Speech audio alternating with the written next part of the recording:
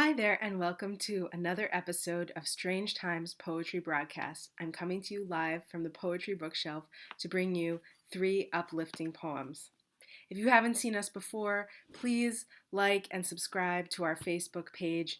You'll see all new Strange Times updates and get to see our archive of many uplifting poems. As many as we can to get through this time together. Today I'm going to be talking about and reading poems about survival. Sometimes survival is just waiting. I think that's a big thing in this case, is just waiting. Some of us are fighting for our lives. Some of us are fighting for our livelihood. We're all in different places. So these 3 poems, I think, take a unique perspective on that. So the first poem that I'm going to read is by Brenda Shaughnessy. It's from Human Dark with Sugar, which is from Copper Canyon Press. Noting a pattern that many of my books are from Copper Canyon Press. And it's called Dancing in My Room Alone. I think I've talked before about just how dancing can loosen up the body and how it's so important right now to find moments to just relax our bodies and all that good stuff. So I'm going to read this one and talk about it a little more in a second. Dancing in my room alone. I could be an eel in world still waters, the semiotic blue of trick quicksand, meaningless and true. In my room, ordinary yellow objects like lapel labels and plates smile like similes, caressed with air and movies, the texture of froth. I need sugar, need it like a right, so sugar is given. A river of high minutes rising to a horizon, only ever seeing my double eyes. I'm so really truly enough that I should save myself for later. Later don't come now. Don't turn me back into that 7th grader in a human ring around the gym, certain I'm not in the circle. Now I'm slinging room darkness to sun, swelling hips incredibly undone. My blood singing qua aqua aqua, intoxicated with this song's cologne, a silk ribbon of paint driven through nature. Fun, who knew? Spinning with nothing as earth does, I flew more than I could lose. O God of ether, God of vapor, I could use one of either of you. Take me as a swan would. Take me, wing me up, and make me dance, impaled on a hooked prick of a cyclone. Sightless, wind my limbs, digits clutching feathers around you and disappear. I won't fall. I know how to do it now. I broke the window with God's ball. I am smoothly used and honeyed, self-twinned, fearless, a wineskin emptying into a singing stranger. Oh, that was such a joy to read. There's so much just language playing here that is truly enjoyable. Like lapel labels, plates smile like similes. I love those moments in the poem. And I just love how the images of being undone, of just dancing, of saving, of of being so enough that you save yourself for later. There's so much esteem in that and so much freedom. And I love the idea of not falling despite this crazy dance. I know how to do it now. I broke the window with God's ball. I'm smoothly used. Sometimes these struggles are what help us survive because we are smoothly used. We know how to do it now without falling. And yeah, definitely check this out. I wish I could read this poem 10 times because just the experience of having the wordplay in my mouth and the images, I was just like, oh, this is a delicious poem. This tastes good. All right. My next poem is by Breauna L. Roach. And I met Breauna at this consortium of readings between Emerson, BU, and UMass, and just instantly fell in love with her poetry. Somewhere I have her chapbook. It's on the poetry shelf, I swear. But this is a more recent poem, and it's called Juneteenth 2016. By some stroke of mercy, I have arrived here at the end of a quarter century, breathing.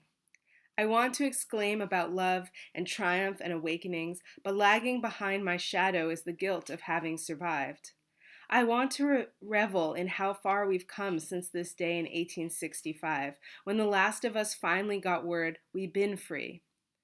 I want to celebrate that every day. Something has tried to kill me and has failed thus far, but the guilt of having survived is a plentiful load. I want to write a poem about nature not attached to violence. I want to see a black person in the streets and have the luxury of taking that face for granted. I don't want each silent nod to a brown stranger to mean, thank God you are alive. I want to be able to mourn a tragedy and not place it against the backdrop of my own. I enter most days trying to project onto the atmosphere some me I imagine I'll be. In the fiction, that me understands what people do out of shame or feelings of inadequacy. That me doesn't act like everything and everyone ain't been under the rug at some point. Like this country itself ain't the motherfucking rug.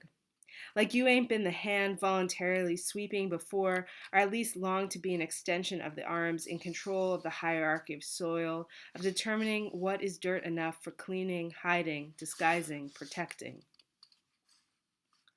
So what I love about this poem is how it lives through this phrase, something has tried to kill me and has failed thus far. It talks about guilt of survival, but I think it also talks about how to move beyond surviving trauma to wanting to kind of be free of that, wanting to just seeing faces and take them for granted and not have it be embedded in this past of pain and slavery, and racism. And I think that's what I love about the poem, is the question of how do you even move beyond that and imagining that. The some me I imagine I'll be.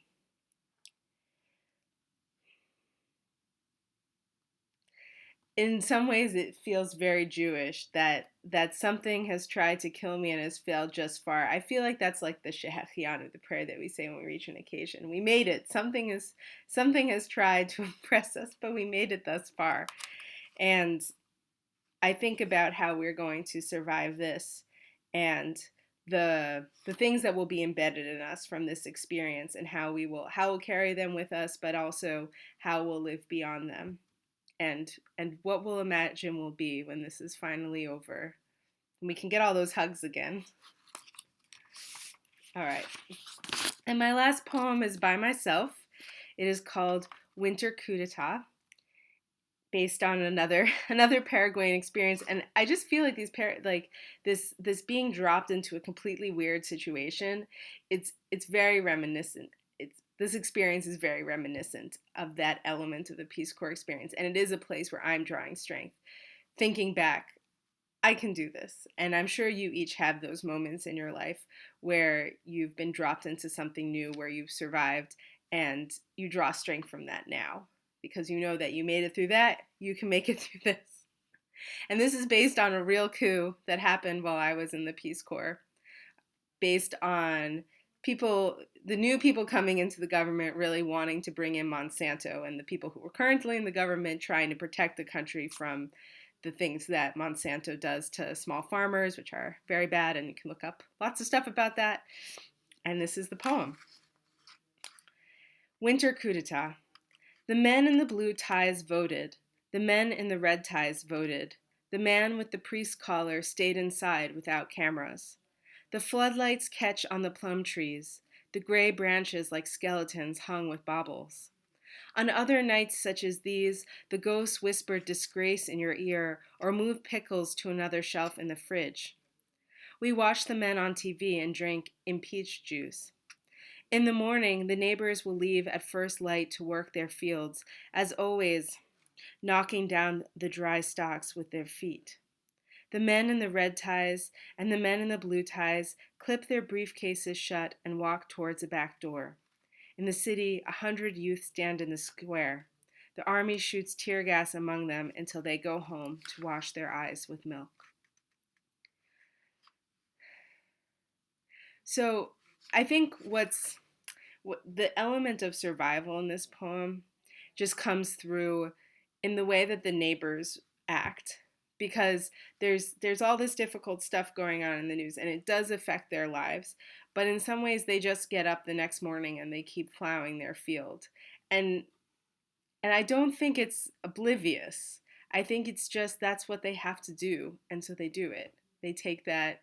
They know what they have to do, and the amount of strength that it just takes when when this bad news is coming in, and they just get up and go, and create a parallel life where they do continue despite adversity.